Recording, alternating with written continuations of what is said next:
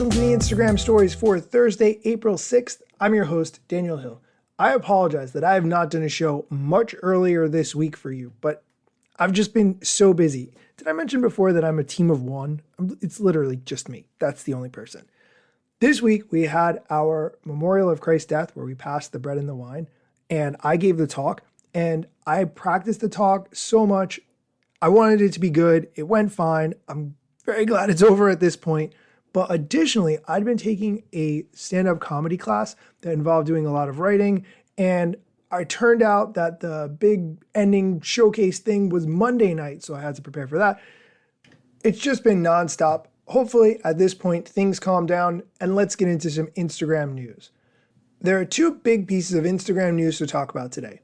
The first is that digital collectibles, also known as NFTs, will be removed from Instagram on April 11th.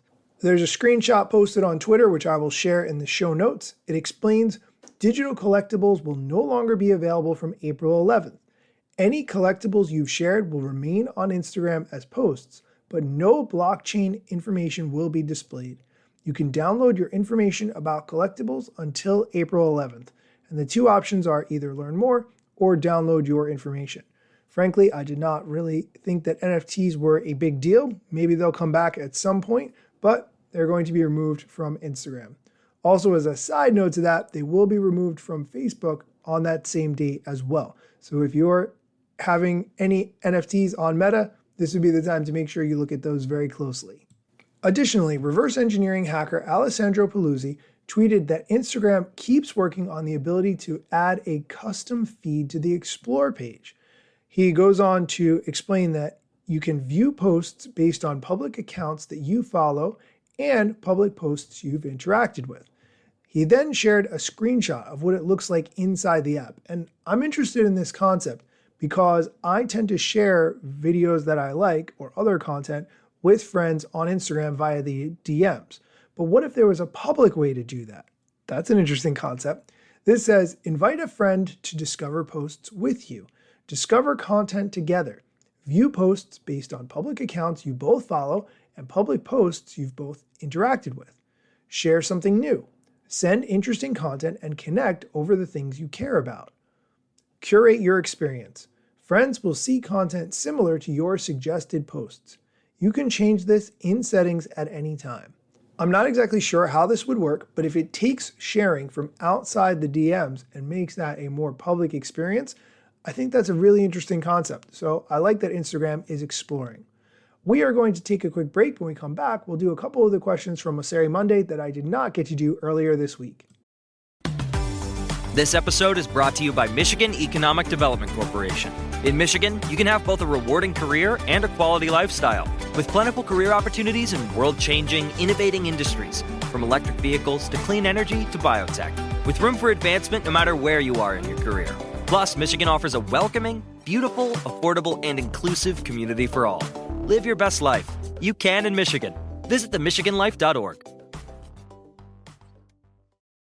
And we're back. Okay, let's dive into some of the questions that the head of Instagram answered on his Ask Me Anything last week. The first question, do you get in trouble if you buy followers? I was really looking for a yes or no answer to this question. For instance, oh, your account gets suspended, or there's a chance your account could get suspended, or something like that. That is not what he says.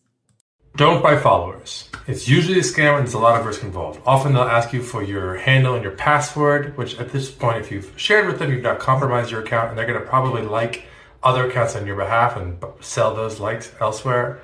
But also, if you're getting liked by bots, for instance, and we discover those accounts are bots, we're going to remove those accounts and those likes will disappear. And so you will have paid for nothing. So don't do it. I know it's tempting. Don't do it, please. Okay, from the security perspective, I agree it's a risk, but apparently you do not get in trouble. So, your account's not going to get suspended or anything like that if you buy followers, unless you're sharing your password, which you should never do that. Never, ever do that. Next question, do you recommend watermarked posts? This is a great question. Obviously, they are referring to the watermarks that some apps add, like for instance, TikTok. Here's the answer. I don't recommend adding watermarks to your reels that you post on Instagram. One, we know that people don't like them, but two, we do rank them lower, particularly in recommendation services, regardless of what the watermark is. The next question is not a question, it is a statement. I went to Instagram University. It was cool. Thanks. Side note, I personally was not invited to Instagram University, and I am still a little bit offended about that. That's great to hear. For those of you who are creators and want to know more about how to use Instagram to do what you do, I highly recommend you follow the @creators account. Make sure you turn on the professional dashboard, or turn on by making your account a professional account. And I'll continue to post updates and tips and tricks here, but also in my channel. Well, maybe one day I'll get invited to Instagram University. A guy can dream, right? The last question we're going to talk about today, are you still focused on supporting creators making a living on Instagram? My answer on that is it sure doesn't feel like it, but what do I know? Absolutely. There are a lot of different ways creators can make a living on Instagram. We're still experimenting with certain ways that Instagram can pay them directly through things like rev share and bonuses, which we're still iterating on.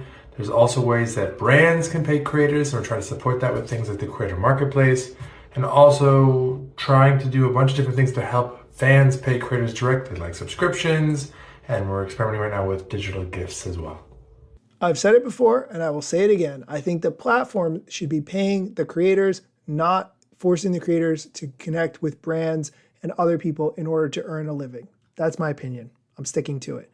That's going to do it for today's show. Thanks so much for listening. Be sure to come back tomorrow. I am going to do my best to do another episode. I'm going to go to bed so early tonight. You have no idea.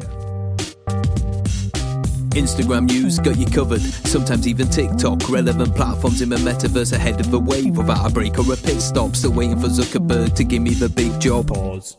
Use trademarks and logos with Insta's permission, of course. If you like the show and gain some good info, maybe leave a review. It's a type of applause. Just drop me a message if you want to collab. If you've got some good content or you want to run ads, at Daniel Hill Media is where I am.